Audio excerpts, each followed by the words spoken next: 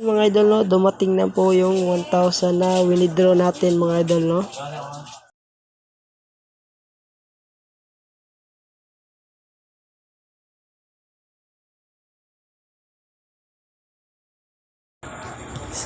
So ayun mga idol, no, magandang gabi sa inyo mga idol, no. So tuturuan ko kayo paano mag-transfer yung iba nyo to Bitmark mga idol, kasi open na po yung deposit sa Bitmark at pwede na po tayo mag-deposit mga idol, no. So kailangan po natin ay may Kiwi po kayo at yung Bitmark mga idol, no. So open natin yung Kiwi mga idol. Kailangan po ay naka-extension na po kayo mga idol, no. So wait lang natin, mag-login lang po tayo mga idol, no. So login po kayo sa account nyo mga idol. So punta po tayo, click po natin yan dito, tapos hanapin nyo po yung iba chain mga idol, no.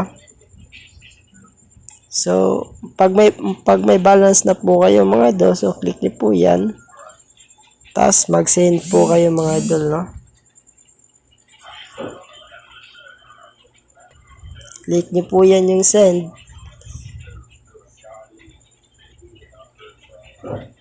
So punta po tayo sa Bitmark mga idol, no.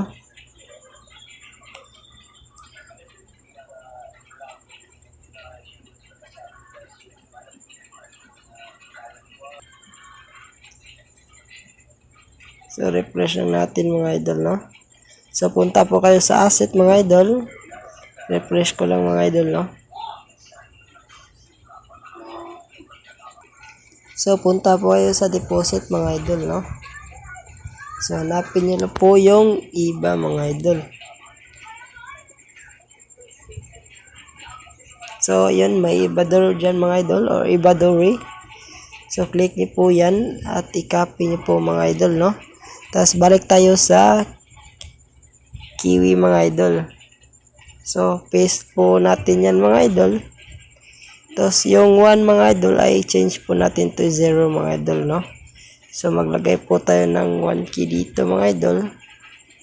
Yan, tapos click send mga idol. Ay, next pala mga idol, no. Next. Yan, next. So makita nyo na yan mga idol na walang gas fee mga idol, no. Tapos next mga idol.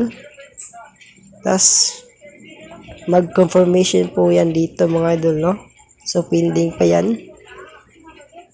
So balikan ko na lang po kayo pag dumating na sa ating iba, sa ating Bitmark pala mga idol, no. Pag dumating na yung iba natin mga idol, no. So pause ko lang muna to. So ayun mga idol, confirmation na po siya. So punta po tayo sa ating Bitmark mga idol, no. So refresh lang natin kung dumating na po mga idol. So hindi pa dumating mga idol, no. Pause ko lang muna to pag dumating na mga idol, no.